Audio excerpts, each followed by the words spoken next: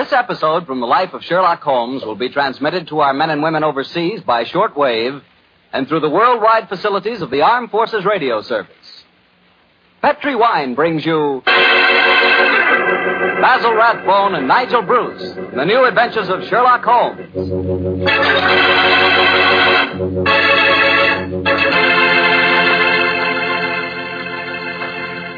The Petri family, the family that took time to bring you good wine, invite you to listen to Dr. Watson tell us another exciting adventure he shared with his old friend, that master detective, Sherlock Holmes. Well, right about now, you're probably taking a little breather in your last-minute rush to get everything ready for the big day tomorrow. Children have to be put to bed to wait for Santa Claus, and there's the tree waiting to be decorated, and, a million and one things which must be done before morning. I sure hope you got all your Christmas shopping done. It's pretty hectic rushing off at the last minute to take care of Uncle Charlie or Aunt Bertha or Cousin Sam. But if you must get something, just remember that you can always dash over to your wine merchant and get a bottle or two of Petri wine. Or better yet, a whole case of Petri wine. Petri wine's a swell gift, and I just thought a little last-minute suggestion might be of some help.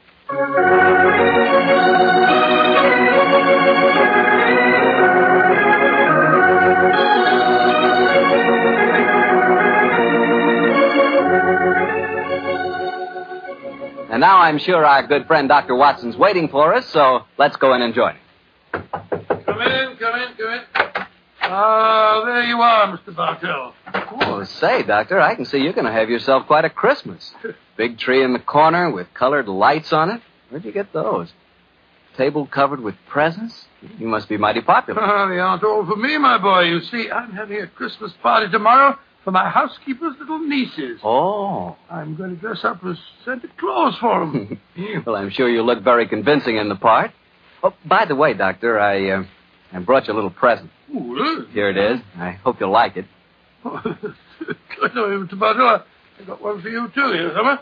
Oh, you mustn't open it until tomorrow. Here you are, my boy. Thanks a lot, Doctor. And now, how's about tonight's story? Last week you told us you'd chosen an adventure with a lot of Christmassy atmosphere. Yes, Mr. Bartell. My story begins on another Christmas Eve many, many years ago. To be exact, in 1886. The time the adventure occurred, I must confess I didn't quite understand what was going on myself. In fact, I never did quite make head or tails of it until Holmes took pity on me later and explained the whole thing. But I shan't try to confuse you, Mr. Bartell. I'll tell you the story exactly as it happened. Right you are, Doctor. Let's go. Very well. On that Christmas Eve in 86, I was standing in our Baker Street rooms, dressed in the costume of Santa Claus. Holmes, his long, thin fingers pressed together, lay back in an armchair and gazed at me quizzically, while our housekeeper, Mrs. Hudson, stood by the door and...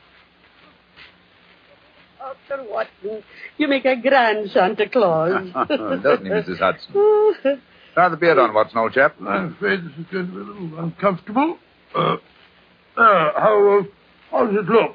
Oh, you look just like the old man on the Christmas cards, Doctor. Yes, Watson. It really becomes you. The cheery twinkle of the eyes, the ruddy complexion, and the appropriate girth. What a shame we can't obtain some snow on a sleigh and reindeer for you. However, I'm sure Mrs. Hudson's nieces will be very much impressed. Well, they will that, sir. And it's very kind of you, Doctor, to offer to come over to their house with me. With her father in the hospital and my sister at his bedside, it would have been a very miserable Christmas without me. Oh, I shall enjoy myself, but I think I'll take this beard off before we get there. That's it. Are you ready to leave, Mrs. Hudson? I am, sir. Will I get a cab? How far do we have to go? Oh, Lexington Gardens, number 28. It's just off the Edgware Road, Doctor. Well, it's not far, but bearing in mind my costume, I suppose we'd better take a cab. Aye, sir. I'll get one. Holmes, what are you going to do with yourself? I hate leaving you alone on Christmas Eve. Oh, don't worry, old chap. I shall spend a profitable evening writing on my new monograph. Well, what's this one about? An analysis of teeth marks on pipe stems, with particular regard to indicated character. Oh, gracious me, how exciting. Well, I must be going. Don't forget your sack of presents, old fellow. Great Scott, no. When you come to distribute them, you'll find that I took the liberty of adding a few trinkets on my own behalf. Oh, that's very thoughtful of you, Holmes. Oh, excuse me, Mr. Holmes, but there's a gentleman to see you. Says he's an old friend of yours. Here's his card, sir. No, thank you. Oh, it's Lord Whitcomb. Splendid. Ask him to come up, please, Mrs. Hudson. All right, sir. And I hope your party is a great success, Mrs. Hudson. Thank you, sir. Are you sure you don't want me to stay? Now that you have a visitor. Oh, no. Indeed, no, Mrs. Hudson. I can show the gentleman out myself. You go off and have a good time. Thank you, sir. Oh, I wonder what Lord William wants. Perhaps I should stay. No, please, my dear fellow. Certainly not. What? You've far more important work to do. Whitcomb probably wants his revenge at chess. Or something equally innocuous. Off with you, my dear fellow, and enjoy yourself. Oh, I suppose I better go. Just the same, I wish you were coming with me. I'll see you later. I shall be there. Come on up, Whitcomb. Hello, Holmes. Evening, Watson. You make a very convincing Santa Claus. Are you leaving? I'm afraid so, Lord Whitcomb. Well, good night, then. Good night, sir. How are you, Holmes? All alone on Christmas Eve, eh? Yes, Whitcomb, I'm glad you came over to see me. Mm-hmm. What's it to be, an evening of chess, or have you unearthed some recent treasure of medieval pottery that we can discuss? Neither, Holmes. I've come to you in your professional capacity. I need help. Oh, come now, Whitcomb. Don't tell me that after all these years of quiet friendship, you're going to become a client. I'm afraid so, Holmes. Though I doubt if my problem will interest you very much. It's hardly up to your rather colorful standards. Care for a cigar? Oh, thanks. Well, now, my dear Whitcomb, what's your trouble? Well, I decided this year to have a little Christmas party at my townhouse. I'm quite comfortably off, as you know, and it occurred to me that I have several relatives and friends who are not as well off. I'm having a party for them tonight, Holmes, and I hope you'd attend it, disguised as Santa Claus. Oh, my dear fellow, I've adopted many disguises in my time, but Father Christmas has never been one of them. Why do you want me to attend your party in disguise in any case? You ashamed of your friendship with a private detective, or do you consider my features more acceptable when buried beneath the depths of a snowy beard? Oh, my dear Holmes, do take me seriously. I'm not joking, I assure you. Of course you're not. You want me to attend your party in disguise. Why? I'm giving some very valuable presents. Diamond and onyx cufflinks, platinum and ruby earrings, and such like. And I've wrapped each of the presents in banknotes. Oh, dear me. Where are these presents now? In a sack, in charge of my butler. I was going to dress up as Santa Claus and give them out myself, until I got the warning letter. That's why I've come to you. Warning letter, eh? Yes, I received it by this evening's post. Listen to this. My dear Lord Whitcomb, your generosity with Christmas presents borders on ostentation. We do not approve. Either we receive £5,000 in sovereigns at Post Restaurant Box 379 by 6 o'clock on Christmas Eve, or I'm afraid your Christmas party will be conspicuous by its absence of presents. Let me see that note, Whitcomb, will you? Yes, here you are. Thanks. Plain paper, torn from a penny notebook. The writing is obviously disguised. By George, yes. Whitcomb, I accept the case. I'll come with you to your party at once, and furthermore, I shall follow your suggestion regarding a disguise. Dressed as Santa Claus, I shall be less likely to attract suspicion. I'm delighted, Holmes. But what made you decide so suddenly? This writing, my dear fellow, this writing. Oh, it's in a false hand. I'd know that characteristic M in my dear Whitcomb. I've seen it too often at the beginning of a signature. Moriarty. Moriarty? Who's he? Oh, one of the cleverest and most unscrupulous criminals in England. Whitcomb, there's no time to be lost. Let me see now. 6:30. Half an hour beyond the deadline given you in this letter. We must go to your house at once.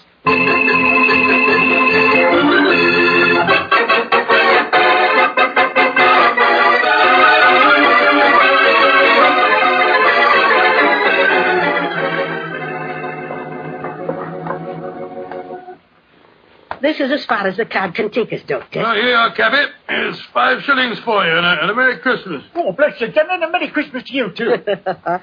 You said you wanted to get into the house through the back way so that you could surprise the children. Yes, I thought I'd to come down the kitchen chimney. Oh, you can get to the back of the house by going up the alley here.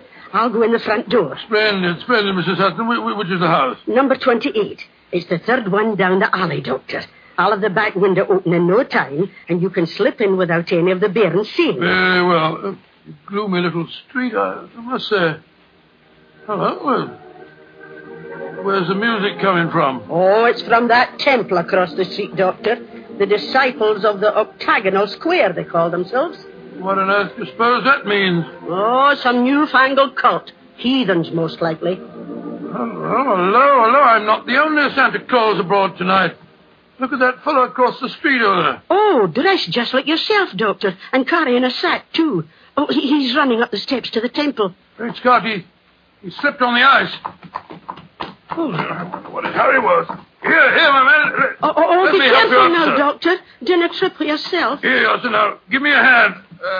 Thank you, sir. Silly of me, what's in it? Oh, we Santa Clauses have to help each other, you know. Up you come. That's it. Whoop. Gracious me. Doctor, I told you to be careful. Oh. Now you've fallen, too. Oh, it's this confounded red coat of mine. It tripped me up. Did you hurt yourself, sir? No. I'm all right, I think. How about you, sir? Well, I'm all right, thanks. Oh. Silly of me to run, wasn't it? Here's your sack, sir. Thank you. Good night, and Merry Christmas. Good night, same to you, sir, same to you. Oh, he went into the temple.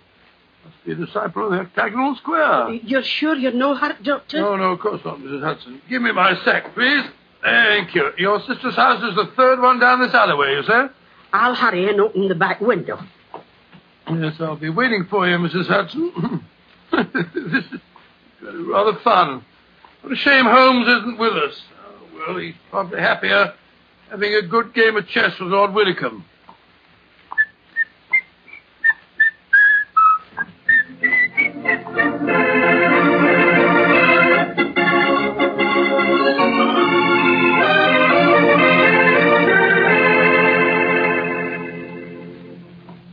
This is my house, Holmes. Number 39. 39 Barnston Square, eh?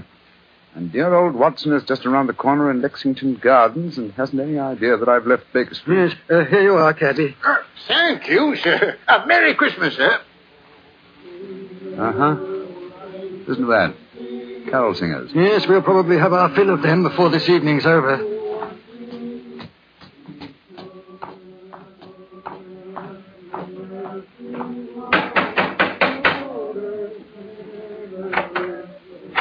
Good evening, my lord.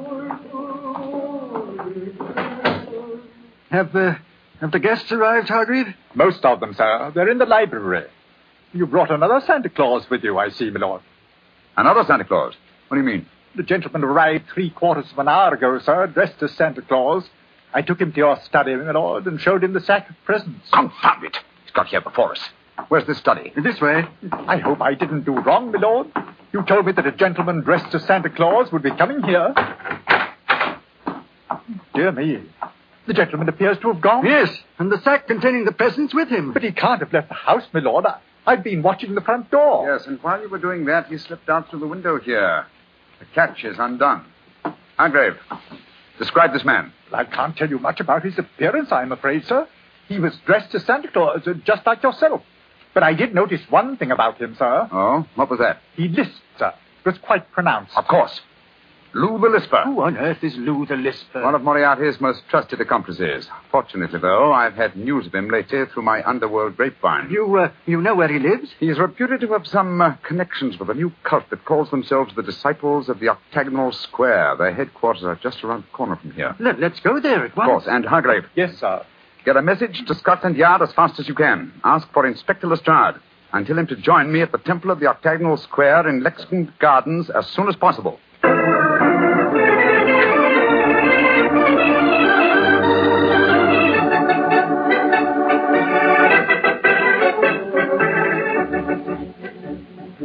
Oh, the children are awful excited, Doctor. I told them you just came down the chimney. Oh, I'll slip the beard on and then I'll go into him. There we are. Will I announce you, Doctor? Yes, please, Mrs. Hudson. All right, sir. Now, children, quiet. Santa Claus has come to see you, and he's brought you all presents. Hello, children. Hello, Santa Claus. My name's Elsie. Did you bring me a present? Oh, I did, Elsie. I'll look in my sack in a minute. And, what's your name, young man? Herbert, they call me Bertie. Did you come down the chimney? Yes, Bertie. I bet you had a time doing it. You're so fast. Oh, don't be rude, Bertie, or Santa Claus won't give you your present. And what's your name, little man? Lionel. I've got a cold. Yes, I see you have. Well, children, gather around me and I'll see what presents I got for you. Let me see, Bertie. The first present is for... Oh, this can't be right. It says for Her Grace, the Dowager Duchess of Bewley. Oh, do you suppose Mr. Holmes has been playing a practical joke on you, Doctor? I suppose so. Well, I can't see the point myself. But he did say that he'd added a few trinkets of his own. I want my present. Then supposing you take this, Elsie. Pooh, thank you. And this one is marked for the Reverend Arthur Carter.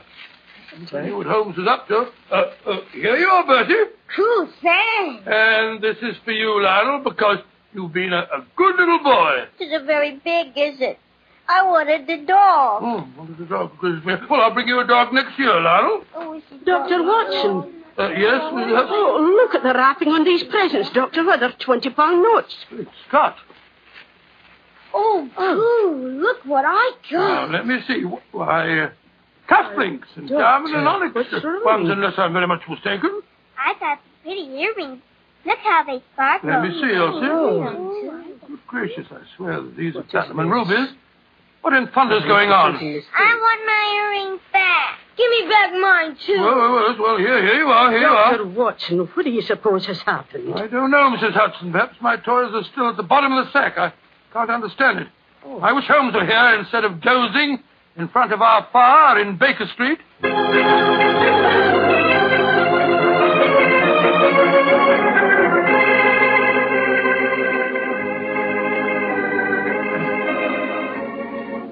Where are you, Holmes? Here by the bed. This is the only room in the temple that gives any signs of having been lived in. I think our bird has been here, but I'm afraid he's flown. If Inspector Lestrade will get here, strike a match, will you, Whitcomb? Right. Here's a candle on the table. Oh, just as I feared. Look on the bed. A red coat and a beard. Yes, Lou the Lisper has discarded his disguise and gone, and with him, I'm afraid, your valuable presents. Oh, wait a minute. Here's a sack lying on the floor. Oh, no, this isn't mine. Look what's in it. A toy dog, large box of chocolates, little girl's doll. What in thunder? Well, this is Watson's sack. But how on earth could Lou the Lisper have got hold of it? Somewhere, somehow, he and Watson must have made an accidental change, and Lou the Lisper is no doubt trying to track Watson down at this very moment. You must work fast, Whitcomb, or my friend's life and those of Mrs. Hudson and her relatives won't be worth a tinker's dam.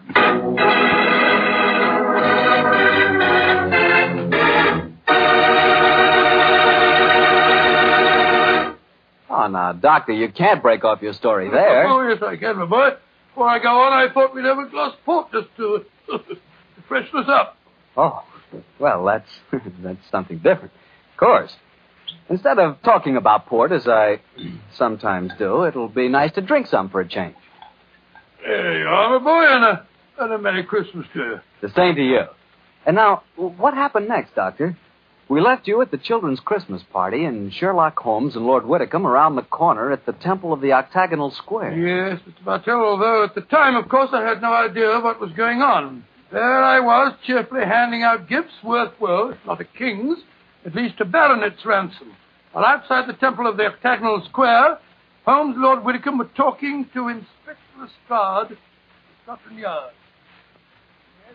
In a nutshell, Lestrade. Yeah, it seems to me, Lord Whitcomb, you'd have been wiser to get in touch with Scotland Yard when you first got the warning note. We could have nabbed him when he came to your house and pinched the sack of presents. Lestrade, this is no time for post-mortems. We've got to reach Lou the Lisper before he finds Dr. Watson. Do you suppose he can do that, Holmes? It wouldn't be difficult. Lou the Lisper is nearly as clever as his master, Professor Moriarty. The chances are that you were followed when you came to Baker Street tonight, Whitcomb, and it's equally likely that Watson and Mrs. Hudson were followed as they left it. Moriarty seldom leaves anything to chance. Well, where did Dr. Watson go tonight? 28 Lexington Gardens. It's just around the corner from here. Well, then let's go there at once. I'd not worry away. No, Lestrade. We must use a little subtlety. Now, Lou the Lisper wishes to recover that sack of presents from Watson. How would he invade the party with the least possible trouble? My By dressing up as Santa Claus again? No, I think he's overplayed that role for one evening. Well, then how would he try to get in, Mr. Holmes? Oh, come now, Lestrade. What group of people can enter any house on Christmas Eve without invitation and without creating suspicion? The carol Exactly, singers. my dear fellow. I shouldn't be at all surprised if at this very moment Lou the Lisper and some of his gang are singing carols outside 28 Lexington Gardens. Well, then what are we going to do? Form a rival choral society. How many of your men did you bring with you? 3. A sergeant and 2 constables. Wearing greatcoats? Yes, Mr. Holmes. But why? Good. They can hide their helmets and pretend to be singers. Come on. Let's go over there, and while we're walking, we'll rehearse our carols. We must appear reasonably convincing. Sound your A, Lestrade. Sound your A.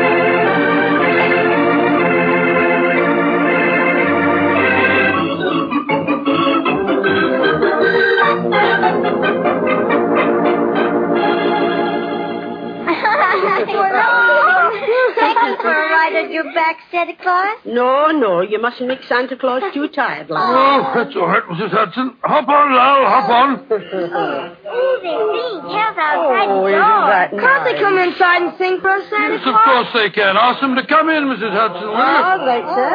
Ooh, come on, let me get on your back, too. Oh, no, take it easy. Ooh, there we go. I want to see your reindeer, Santa. See my reindeer? Oh, they're up on the roof. I'll climb up and see them. No, you mustn't do that. They're asleep. Oh, here are the carol singers.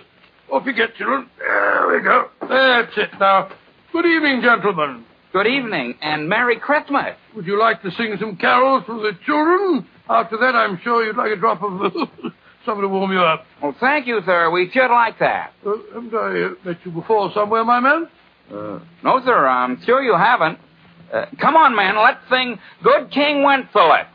Good King Wenceslas looked down on the feast of Stephen.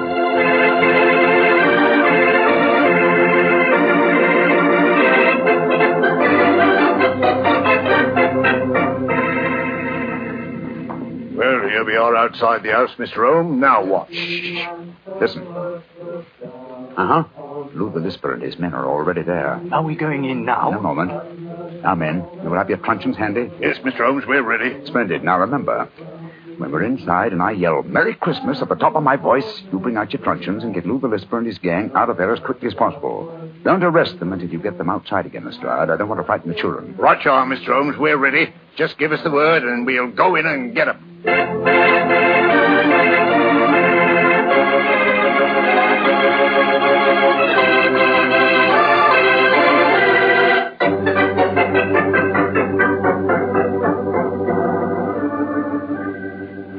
That was very nice singing. And now, how about something to warm you all up? That won't be necessary, Dr. Watson. See to the door, Sammy.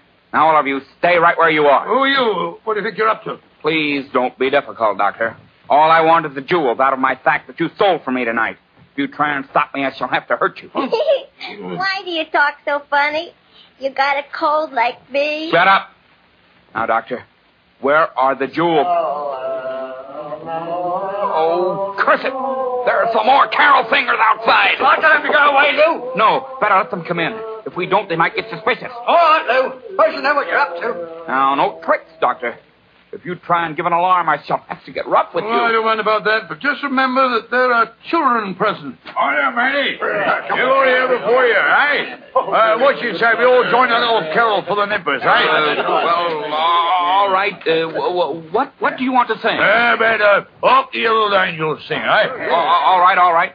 Come on, men. Let's sing. On the herald angels sing, glory to the newborn King. Merry Christmas!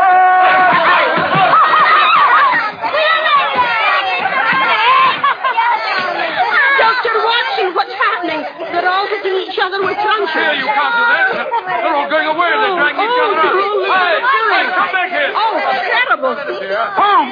Holmes, what in fun is going on? I'll explain it to you later, old chap. Lestrade! Yes, Mr. Holmes. Take them to Scotland Yard and prefer charges. I'll be over in a little while and give evidence. Right you are, sir. Too bad we didn't catch Professor Moriarty, too. Well, at least we have some of his cohorts. I'll see you later, I Lestrade. wish I knew what was going on here. Is Moriarty mixed up in this business? Yes, Watson. I'll tell you all about it as soon as I've straightened this thing out. Now, Whitcomb, Yes, Holmes. the 20-pound notes that you used as wrapping for your gifts seem to have been scattered all over the house. Do you want me to recover them, too? No. From what you've told me of the children, I think their parents could use the money much more profitably than my relatives. In any case, I can replace it. A very generous Christmas gift. Well, children, did you enjoy the little game we staged for you? It was enough fun. Yes, I nearly died laughing when they started hitting each other. I'm glad you enjoyed it, children. And now I want you to show me the presents you received. I got these pretty earrings. Oh, they were a part of the game, too. A nice little girl like you doesn't want silly earrings, Elsie. Here's a beautiful doll for you. Ooh, her eyes open and shut and everything. And what did you get, my little man? These. Oh, cufflinks. Good gracious, who wants cufflinks when he can have a clockwork train? You want to exchange? Rain, Lord love a duck, yes. I wanted the dog. There's one for you, Lionel. A nice woolly dog. Oh, good. And here's a Lovely. Here you are, children. Here's a nice big box of chocolates, too. You can all share them. Oh, Lummy, what a night. I ain't had as much fun since Granny got her finger stuck in a plug-o. I still don't understand what's going on, Holmes, but I must say this has all the earmarks of being a happy Christmas. Yes, oh. Mrs. Hudson. Hi, Mr. Holmes. How's the turkey coming along? Oh, it'll be ready in a few minutes, Mr. Holmes. Splendid. And while we're waiting, perhaps the children will oblige with something we haven't heard so far this Yes, evening. yes, I know what you mean. A Christmas carol that really sounds convincing. How about it, children? All right, sir. Come on, Elsie. Come on, Lionel.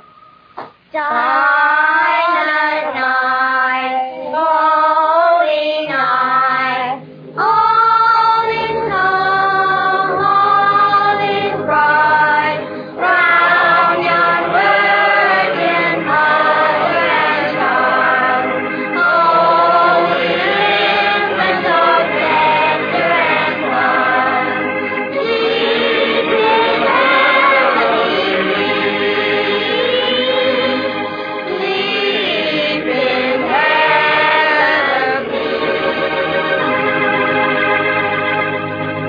Well, Doctor, that was really a swell story.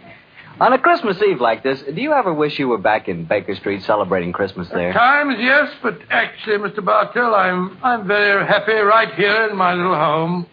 There on the table is a beautiful little Christmas tree. There's a fine fire in my fireplace. My two dogs, Monty and Winnie, are sleeping peacefully at my feet.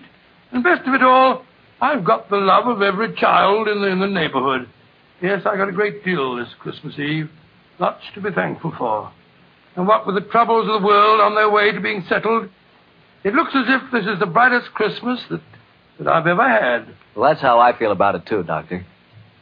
I hope that all our friends listening in are just as happy this Christmas Eve as we are. And speaking not only for myself, but I know for all of us and for the Petrie family, too, we wish every one of you a happy Christmas from the bottom of our hearts. God rest ye merry, gentlemen. Well, Dr. Watson, next Monday is New Year's Eve. What story do you plan to tell us? One that I think you'll find extremely appropriate, Mr. Bartell. It takes place in a Scottish castle near Edinburgh on a New Year's Eve in 1900 and concerns a pair of lovers, an elderly baronet, and a strange iron box that proved to be more than worth its weight in gold.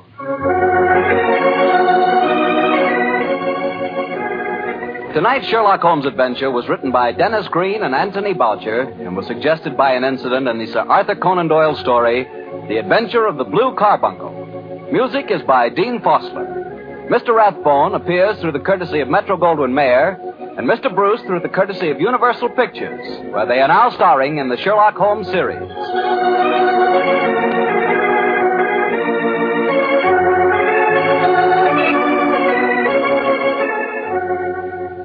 The Petrie Wine Company of San Francisco, California, invites you to tune in again next week, same time, same station. Sherlock Holmes comes to you from our Hollywood studios.